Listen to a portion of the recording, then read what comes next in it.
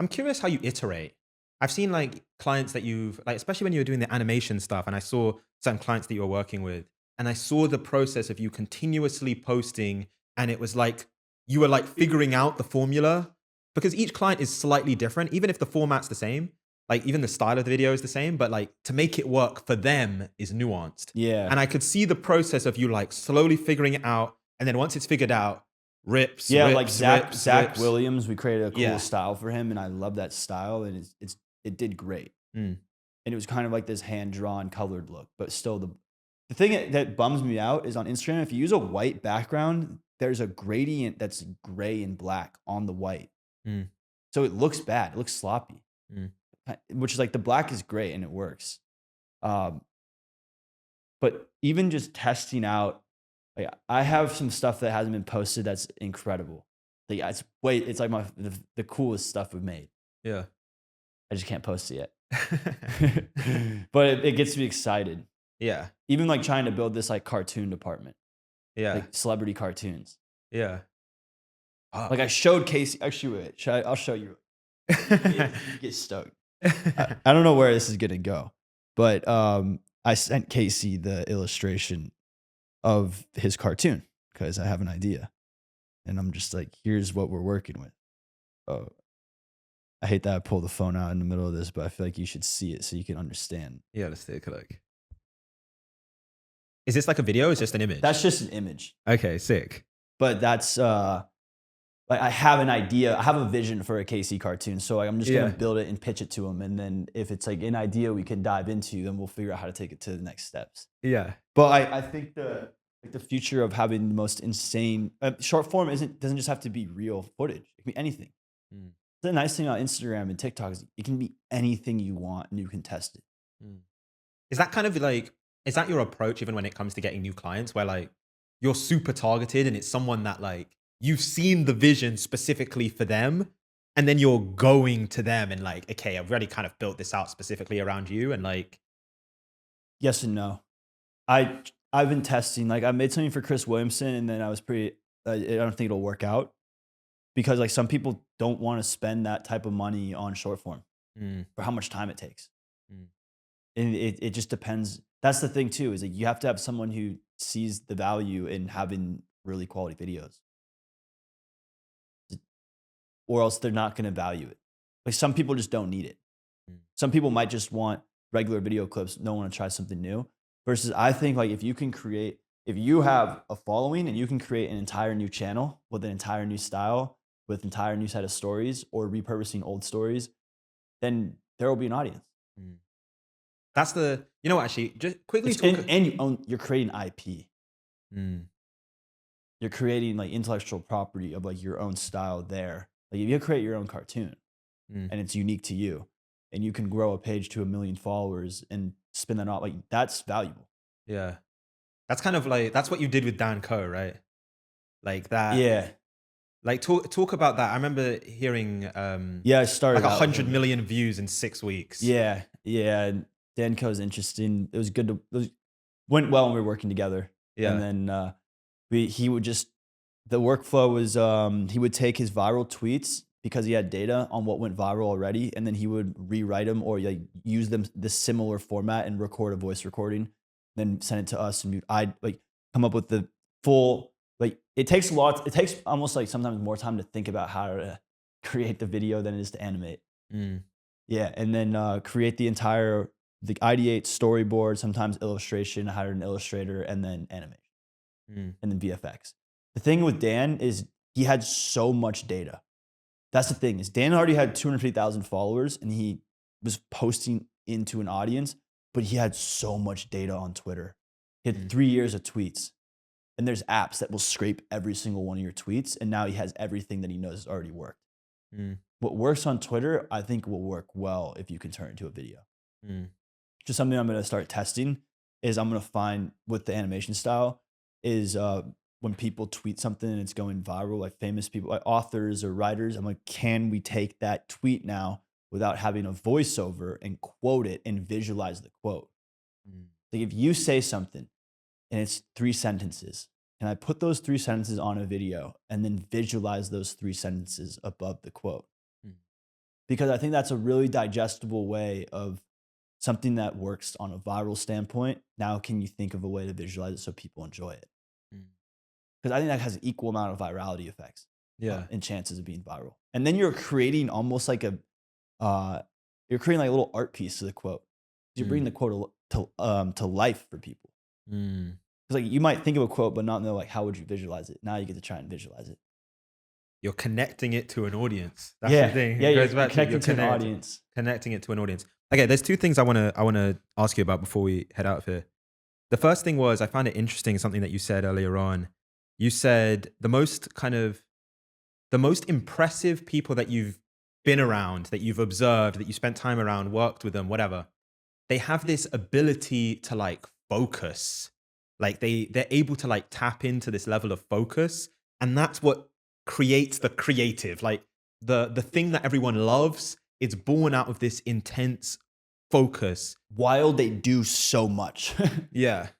Can you talk about that? Like even when you're working with like a Casey Neistat, or even when you're seeing like NFL players, whoever the example is, like talk about that level of focus. Like make it real for people, like so they can visualize Well, I it. mean, Casey would get mad at me. It's one thing at a time, literally one thing at a time. We were filming a video, and I remember it took like 45 minutes to get this shot. He's like, just get it right. Come on, get it right. And we just start yelling at each other. I don't give a fuck. He doesn't give a fuck. Like, we're just sitting there trying to get it right. Like, here's the scene. Follow me here. We're using a gimbal. Like, here's the cadence. We never use gimbals. I hate gimbals. Sometimes they don't work well, and they're robotic. So it took me like 45 minutes, but like the entire 45 minutes, we were focused on that one shot until we got it. There was no taking the phone out. There was no, he was not doing anything else. It was reset, do it again. Reset, do it again. Yeah, we got mad at each other. But when he's like, it's the same thing. Like when you're shooting a scene, it's like, okay, here's what we're doing. We're shooting here, get the shot, move to the next one. When we're making a video, it's A, B, C, D, E, F, like all in order. However he thinks he wants to make his storyline, he films in order and then he edits in order, tries to, right? So when he's editing, he's like, get away from me. I can't edit around anyone. I need to be focused. I need to lock myself here and make a video. No one's in his office. No one's talking to him. Which is like, that's the same, like when I edit, I don't want anyone near me. That's the hard thing of like working with Zach and Dylan in the office is sometimes I'm like actually more distracted. Yesterday, I didn't leave my house because I wanted to work. My roommate wasn't home. I just wanted to sit in my house and work, which is fine. But I just have like extreme ADHD. So when I need to lock in, I need to completely like minimize being around some people sometimes. She's like, Casey said the same thing. He likes to be alone in the studio because it's a focus place.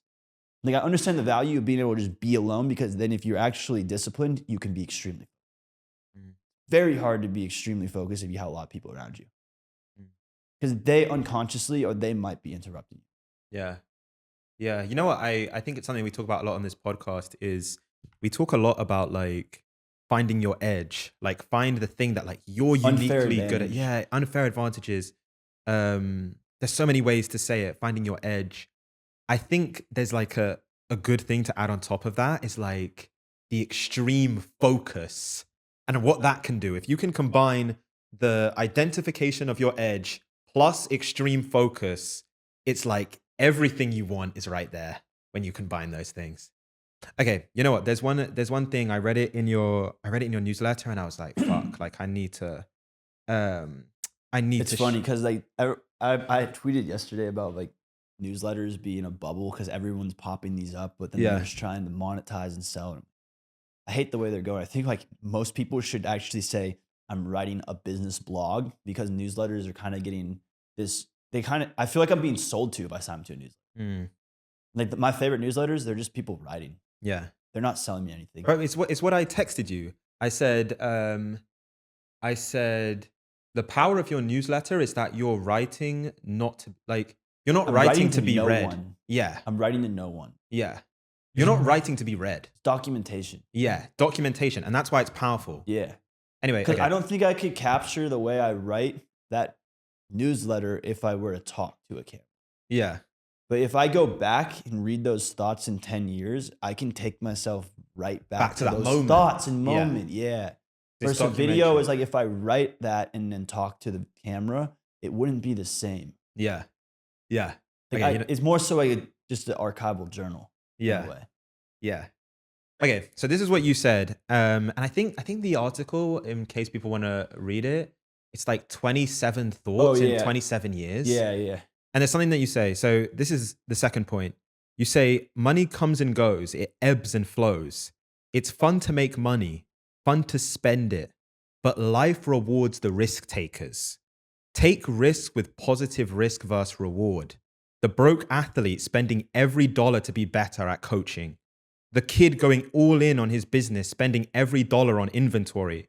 The doctor spending 10 years in college and millions in debt to eventually do open heart surgeries. Take risks while you're young. Everyone says it's harder to do later in life. Seems that way in this world. I literally forgot I even wrote that. What I, prompted that, man? Fuck. I just the way my business is like up and down. There's no consistency. I try to have consistency, but I find that when I get consistent, I feel comfortable. So I think I unconsciously like sabotage my business, Mm. which is bad. And I'm trying to figure that out right now. I'm trying to figure out who to hire, who to bring in to help me not sabotage the way I operate because I want to just be the artist and creative guy. I don't want to be the day-to-day operator. I like building things, but I can't be the manager of everyone. Mm. Which I realized too, like what writing about that is just I know like when I'm making money, I'm spending money to test things. It's like I paid money to potentially hire a 3D guy, and I spent a bunch of money. I didn't post any of the work just to have a bunch of 3D samples to see is this something that I think is viable to implement into videos. Like, can I bring 3D into 2D? Can I bring like real life film, 2D and 3D? Like I'll pay people to make my ideas come to life and maybe they don't go anywhere just so I can see what it looks like. Mm. But I think that's part of like the risk taking that mindset. Like if I find something I like, I'm going to dive into it. Mm. Also, I see like so many people like in the world where they I don't know, I feel like the most insane businesses are all risky. Like building a business is risky. But at the end of the day, the risk is like, okay, if it fails, it's over and you go get another job until you can try again. Mm. Right? I don't know. I read a lot of stories about the kids who built brands that are just like popping up brands. It's like first brand sucked, second brand didn't work, third brand now is out of money, like fourth brand went viral on TikTok. Because we're in this age now. Like if you like building things or you want to try and build things, the information's all free. Nothing's hidden. You can find anything now. Mm. Yeah, I was having Chat GPT last night write me an entire like like standard operating procedure and systems so I can actually have some more organization. And I was so mind blown at how good it was. I listed every bullet point A to Z, said write me an SOP, and it generated an SOP. And then I went in and edited it. Wow, this would have taken me hours to even understand how to do, and now it's right here in front of me. Mm. I love the way that you put that. It's like, I feel like we're in the age where if you're willing to like bet on yourself, like you're willing to make bets, you can like the upside is crazy. It's different. And we even spoke about this before, which is like this is a different age, man. Like Can't you you, just need one thing to you work for can't you. compare it 20 years ago, Mm. 30 years ago. Because we have like the ease of the social media is a literal free lottery, depending on how you use it. Mm. Yeah. Kids talking to their phone on TikTok, amassing hundreds of thousands and millions of followers just by their thoughts, talking, monetizing, do whatever you want. If you figure out how to monetize, you can do whatever you want. Figure out how to monetize what you want to do. Mm. It's like I don't have any idea of like the best way to monetize running athletic pursuits other than like stacking content and maybe you get big enough and people will pay you or you build a supplement company or you get sponsors. But like that also for me, like I don't necessarily like care and need to monetize it. I just enjoy it. Like if Mm. that comes, it comes. You know, like for me, I wouldn't say that's like my mission is like to go monetize athletics. Mm. I just know like if I'm gonna make money making videos, I'm gonna enjoy it a lot. I'm gonna enjoy it, even if I'm not on every like hands on everything. That's like the most enjoyable thing for me already. So can I figure out a way where it doesn't, I don't know, like destruct me? You know, like someone who's making Christopher Nolan is monetized becoming the greatest director. He has to love making movies but he's also great at making movies. Mm. It's the point. It's exactly what we said at the beginning, which is like the point where passion meets career, the point where like everything The merges. merge. And then all of a sudden, and I love this, like, this is what I've experienced in my journey, is the journey is steeped with uncertainty and not knowing. Like there's certain shit in my life. I'm like, I don't know how this is going to turn out. And I'm just making like leaps of faith. And it's all uncertain. And I can't, like, people even ask me like what I think is going to happen 3 months from now. Like, I have no fucking clue. Literally, No, me neither. I have It's no very, idea. yeah. But like, there will be a point where everything makes sense. Everything makes sense. And that's the point that Casey was talking about in that text. The point where everything merges. And that's where too, like every single thing you do is adding up and you're stacking skill sets. And I think the biggest problem with people today is that they're seeing everyone else doing all these things and they're like, why am I not doing that? One, It's not your story. It's not your story. Two, that person might have put in 10 years extra work and their time is now. That's the one thing is like, not everything is equal and linear. Life's not fair. My parents always said to me, life's not fair. You know, but it's like the things you can do that you're actually like want to do, if you're not trying at them every single day, like maybe life isn't fair. Maybe one day it will be more fair. You know what's ironic? I just thought about this actually. What's ironic is we live in a day and age where you can watch what everyone else is doing. Like, you can see what everyone else is doing. However, the greatest benefit in your life comes from purely running your own race. I was having a conversation with my producer just now, and we were looking at the analytics. 96.9% of you guys are not currently subscribed to the channel. Absolutely killing us. So if you want to get the best guests with the most inspirational stories, with incredible actionable advice that they can give you on how to grow your business or grow your life, please subscribe to the channel. It helps immeasurably.